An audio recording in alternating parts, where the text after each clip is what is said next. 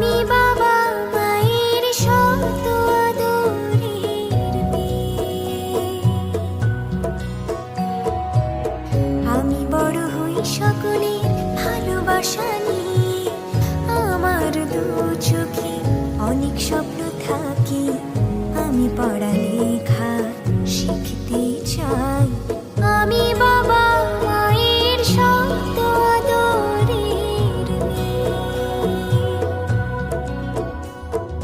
যদি চার দেয়ালের মাঝে কাটি সারা জীবন, তাহলে থাকবো শুধু বোঝা